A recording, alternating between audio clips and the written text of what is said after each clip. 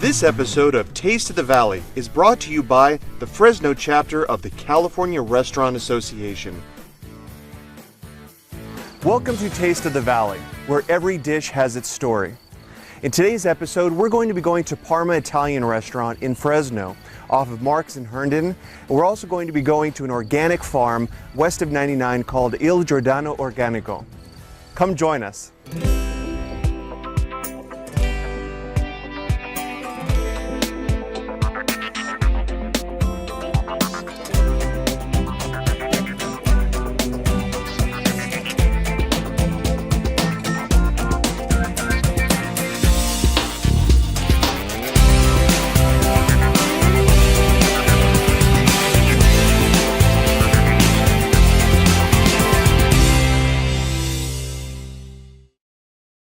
So we're here with Lou Pascal, and we're over at Al Giordino Farms. Where are Al Giordino Farms? Well, we're right off of Belmont, primarily on the corner of Belmont and Hayes. So it's a small. Would you call it a mom and pop farm? Definitely. We started the organic, or got certified in organics in 1995, 93 actually, 95 we started at the market. So Lou, tell me more about the philosophy you have for farming. And you had mentioned earlier that, do you have a tractor here? No, I have a loader, not a tractor. I don't own a disc, I don't own a spring tooth, I don't have any implements of that sort. No, there's no wheel tractors on my land. Do you use pesticides? No, definitely not. Any sort of non-organic deterrent for the insects or whatnot? No. My dad's concept was you feed the soil to feed the plant. So what we mean by that when we say feed the soil to feed the plant is we feed the soil microbial bacteria that is in the soil, and that they know when they work in synergy with the root system of the plant that you're growing, or any plant for that matter, be it a weed, be it a plant, and they know when to feed it and how much to feed it and what it needs, and that's how it works. It seems like we're reinventing things that were already practiced for centuries before, but we're having to come to terms with the creation of pesticides and what it's doing to our food. What do you think it's doing to our food? Well, it's adulterating our food to a point that we're not eating nutritious food anymore. That's what it boils down to. Most of our regular farm vegetables or vegetables are grown, they're lacking in certain minerals because the soil is just totally depleted. Looking around, there are plenty of weeds around here. How is that beneficial to allow some of the weeds to grow? And it appears we're unaccustomed to having this type of growth in other farms. My dad taught me a long time ago, weeds are miners. They mine from the soil what the soil needs to rebuild itself on top, no matter how adulterated and how many mistakes we make. And by the way, weeds will tell you what mistakes you're making. If you're proliferating dandelion greens, they love compaction. That's because your soil is compacted. So loosen up the soil, your dandelion and greens eventually will subside. And that's another thing. My people, any helper that I have or myself, we use a spade rather than a shovel, because a shovel cuts a worm in two. And regardless what everybody thinks, they don't regenerate, they die. Okay, so you're not a Buddhist, I presume. Yeah, exactly. No, not at all. But I firmly believe in nature. Nature's been here perfecting itself for billions of years, and we're the latecomers. We got to learn from nature, and that's what it's all about. It's amazing. This is a concept that is so different compared to a lot of different farms, because they're oriented more toward the commercial end of it, the high production, high value, turnover, but that's not your philosophy here. I believe the other way. We can feed the world organically, but everybody's just got to start doing it, and we got to start learning about what's going on underneath our feet. So where do folks come to get your products? Well, at the Vineyard Farmers Market on Blackstone and Shaw. My problem here is keeping up with the demand. Keeping up with the demand. Exactly. So yes. Folks call in to place orders. Well, tell us a little bit about the produce that you have right now. Right now we're into transition stage, really. It's planting the summer vegetables and coming out of the winter vegetables. So a lot of the chefs that know and have a very exacting menu and a quality that they're looking for, a lot of them like to come to you because of the value of the produce that you have. Yes. Example, Elena. She says, you don't have to worry about Il Giardino's lettuce. It'll keep for 4 or 5 days, no problem. So that's what keeps me passionate growing. So what do I tell my wife? Because I'm looking at all these tomatoes and the different produce that you have, and I can't grow anything at the house, and it drives my wife nuts because the bugs always get to our food. Now, your wife had mentioned crop rotation. Yes, very important. That's what you break up the bug cycles. In other words, because bugs are going to be here, they live in a, just like the plants live here. So breaking up their cycle, if you give them nothing to eat, that's it. That's how you break up their cycle. You want to go on at least 3 year rotation. You plant. Now, wouldn't it be just easier to buy supplements or artificial nutrients to put back in the soil to allow that makes it more easy, production?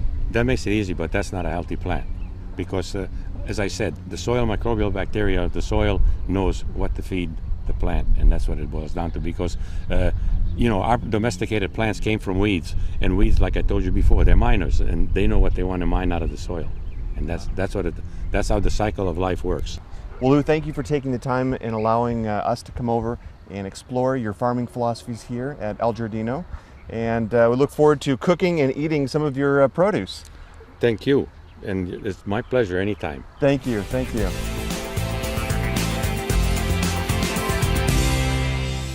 Today, we're going to have some fantastic Italian food at Parma. Parma is in an unassuming plaza over off Marks and Herndon, and I'm joined today by Elena Corsini Mastro. Thank you so much for being our hostess. Thank you. So we're going to have some great cooking in the kitchen, Yes, some great food. We will do that, yes. Wonderful. All Let's right, head on let's in. go. Elena, we're very excited. We've heard so much about the pasta here at Parma, and I'm hoping that we can make your Fresno famous pasta. So maybe we could start from the very beginning. From the very beginning. What makes your pasta so interesting? Because we do it by hand every morning, and we use only flour, egg, and salt. Now you put a pinch of salt here. A pinch of salt. Yeah. Okay, pinch of salt. you- All right, we're gonna whisk this that bad one. boy. Yes. Now you put a little bit inside there, and you don't mix it right away with your hand because it become all sticky. So But how much should I put? little bit at the time inside here. You can put it inside here. Yeah. You tell Or a me. little bit at the time, right? Ah, you can so- put a little bit more. So the egg gets displaced by using the knife. Yes, and you cut it in, all right? You cut it Well, that's clever. That makes way too much a sense. little bit more A here. little bit more. Now you learned to make pasta from your mom? Yeah, my mother, my grandmother, my sister, we grew up always making pasta. Always making My pasta. grandmother was making pasta every day. Now Parma is known for this type of pasta, or are there many other variations of? The pasta, no, this one is the basic for do the pasta. All right, now you can put your finger in. Here. Now work it out. Okay, so I'm just Up, up. fold it. That's the way it's supposed to be done. Look how quickly she does that.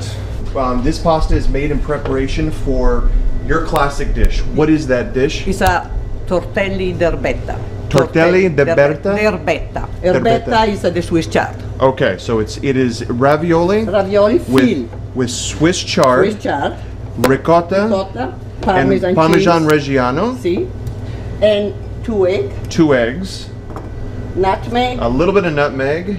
and a pinch of and salt. Now it will be the flour here. Put the flour down. Flour here. When you work down the pasta, if you use here, The palms of your the hands. palm of your hand, all right? And this one is the machine here. You put this button here, and we have 2 rolls going inside. Respect. Well, that makes it a heck of a lot easier. Oh yeah, but that is fine. Is that the thinness that you we're can- looking for? You can see Fold it your hand, over. You can see your hand under. So we're looking for it to be a little translucent. Yes. So you can see your Yes. hand. Now do it this one. Here, you want to do it So at this these one? are Save this pretty one. meaty, pretty big Ravioli, yes. ravioli. All right. Good. A little bit more there. That is fine here. So what we have here is tortelli, depending on the region, ravioli, tortelloni, and inside we have a mixture of Swiss chard, Reggiano, and Ricotta. ricotta. so that it is perfectly sized. Right? And we pull that apart. Yes. Look at that. Look at that. We have boiling water. We had some salt for flavor. And now we have the tortelli. Yes. And we're going to put those in there. Yeah. Fresh pasta, it cooks in a minute and a half at most. You know, take a little bit the job, but you know, come out good. Well, I know the folks in the crew are going to die for this. Good. So, we're very happy to make pass them it- taste at all. Exactly. Perfect. Thank you so much, You're Elena. welcome. I am very happy you enjoy it. Oh, Making my it gosh. easy. We just made tortelli with Elena, and now we're going to move on to another Parma specialty, braised rabbit. And I'm here with Andy, who's the executive chef at Parma. And Andy, tell me a little bit more. What are we going to make here with rabbit? Well, today we're going to braise our rabbit, and we're going to use blood oranges here from the valley, fennel, onions, green olives, and we're going to glaze with some cognac. So the first thing what we're going to do is I'm going to have you start prepping some of the vegetables. Okay. What I like to do with my blood oranges is I like to use the skin. Skin is very important. It has a lot of flavor and a lot of oils in it. Now, where do you get your rabbit from? Rabbit, we get it from a local company that either buys it in Turlock or in Hollister.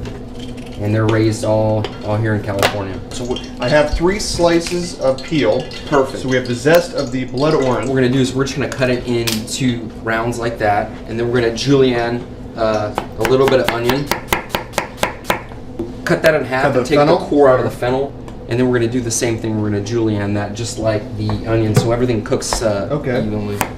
So we have blood orange, we have orange zest, fennel, and onion. And onions. All right, next what we're gonna do is we're gonna actually go to the pan and start searing our rabbit. So when we're browning this, what we want to do is we're looking for the rabbit to get a nice sear on it, because when we braise this, it needs to lock its juice in. And also searing meat, just the caramelization of searing the meat just adds a lot of flavor. Gives it a texture on the outside. Beautiful texture, and then also that brown flavor. Everybody loves that. When I'm searing, I like to add my olives in. And what kind of these are Spanish olives? These are Spanish olives. Just to kind of get these to open up a little bit. And at home, you want to make sure you open every window in your house, and you want to make sure you turn on the hood fan really high, otherwise you're gonna smoke out your house and the fire alarm's gonna go off. Okay, so when we're doing this, we cooked it once. We're gonna put our fennel in, start cooking our fennel down. And then next thing we're gonna put in are the onions. Let that cook down with that. And the zest. Is if you want to grab the Gravassier there, put about a 4-second pour in there. Nothing like like a little Courvoisier. Hey, That is what I'm talking about.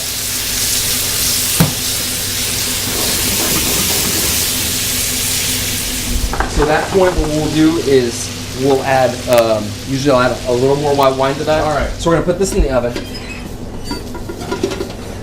I made one ahead of time. The magic of television. So we're gonna take this top here off, and that's our finished rabbit. Ah. So good. That smells good.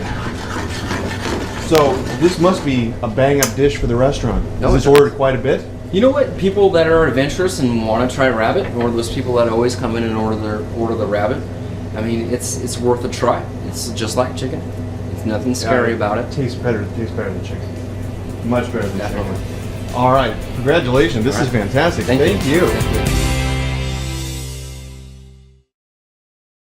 To fantastic food that we've prepared together, and we're drinking some. What's the name of this one? Lambrusco. Lambrusco. Come from Parma. Is it like an Italian champagne, but from Parma? We cannot call champagne because the French people, you know how. No, we cannot. So it's a Lambrusco. It's a light wine, and it's a happy wine because it's a sparkling, so sweet too. All right. Well, in the tradition of the Greeks, we always look each other in the eye Right. when we toast. Stymiasis. All right. Very fruity. I like it. So let me serve you, if I may. We'll start off with your tortelli with chard and ricotta and Parmigiano Reggiano, which naturally brings us to the point How did you come up with this recipe? Where did it come from? Oh, this one is recipe come from Parma, where I come from. And if you go in Parma, in any family, they do this one. And in any little restaurant or big restaurant or famous restaurant, the first plate is tortelli d'erbetta. Always tortelli. Always tortelli d'erbetta. That could be pumpkin after, but tortelli, you find it in any restaurant. So you grew up in the city of Parma or in the suburbs of Parma? No, I was born near the big lake, but I moved to Parma, and Parma is in my heart. It's my city. And Parma, of course, is in northern. North Italy is 45 minutes south of Milano and 2 hours north of Florence. It's similar to the San Joaquin Valley, but it's smaller, so everything grows there. Some here. So it's a production area. It's a production area. Well, I definitely want to hear more about this, but we have to at least have a bite. Oh, It's yes, killing we me. need We to have eat. to eat a We little need bit to right eat. now. Sure. So.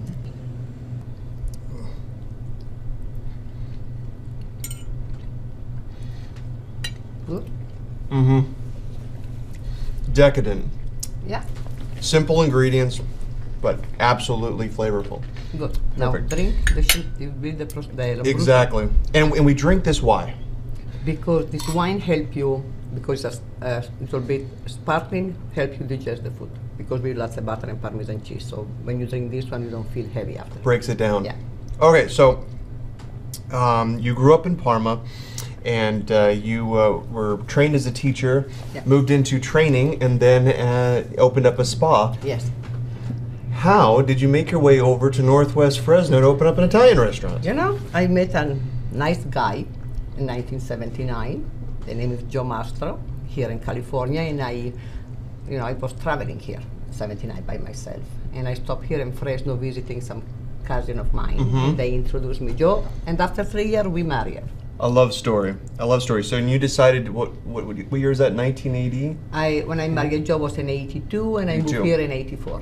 And once you moved here, how did you get involved in the restaurant business? Oh, almost 11 years ago now, I told my husband, I would like to open a restaurant. I said, why?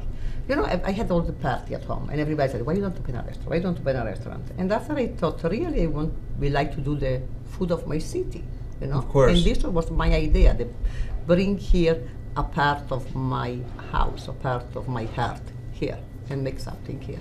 So now, this is the food of your city. Yeah. Now compare this style of food to a place further south or east. How is it? How is it that much different? Each region or each little village, they are completely different. Each city, if you go eat the tortelli, example, the pumpkin tortelli in Reggio Emilia, who is at 10 miles away, they do the same shape, but they put mostarda, and we put only amaretto cookies, 10 miles away. 10 miles away. Yeah. So from that's here to Clovis. the regional cooking. Yes, it's completely different. Yeah. Now, I think everyone knows about Parma, but there are three food items two that are very, very well known. You have Parmigiano Reggiano Esatto. from Parma. We have, was it prosciutto? Prosciutto di Parma, Prosciutto di Parma, which is the ham. the best. Yes, it's the very, best. very good. And we have the Barilla factory in Parma. It's the pasta Barilla. It's come from Parma. Comes from Parma. So yeah. people in the cupboard, when they look, a good chance they have Barilla. Barilla. It's Parma. From your hometown. Parma. Now, of course, we made rabbit earlier with Andy, and is this something very very special in Parma? The rabbit, we eat rabbit, but we change it with the season too, because you know what I mean. It's a seasonal food we do. It's we don't do all the time the same food. Example, this we use the olive, the fennel, because it's a veggie from the winter time. The orange, they are winter, so they give a flavor. And the springtime we do it with the oregano, with the sage, with the white wine. And the summer we'll do it with the tomatoes, fresh tomatoes, and different flavor. See, it's something very unusual. I think for restaurants that are very popular is maintaining a seasonal menu. But you don't have any problem here in California, especially here in Fresno. Exactly. I mean, Everything grows We here. produce so much, and it's of such great quality. Yeah. But if you go to restaurants, a lot of times it's the same menu regardless of the time of year. Because some people, they like to buy frozen food, and it's easy and less expensive. But here in California, here, especially here, you can to be creative any day with something different, because everything grows in Fresno. Fruit, peaches, nectarine, you name it, you can find it. So, and you can use it. Well, I am dying to have Please. some of that rabbit. Here we are. Only Put a some- little piece for me. Well, the amazing part about this is that the rabbit just falls right off the bone, and the blood orange and the olives, No, so much contrast. because it's the bittersweet of the orange, and the orange too cut down a little bit. Citrus. The fennel, the orange. The orange does it. Absolutely fantastic. Good. Well, Elena, this has been an amazing experience. Thank you for And- coming, and you learned to do pasta today. So? Exactly. And it was a pleasure to teach you. How do you say to your health in Italian? Cin cin salute. Cing cing salute. Salute. Salute. Salute a te. Thank you for watching Taste of the Valley. My name is Andreas Borges, and remember, every dish has its story.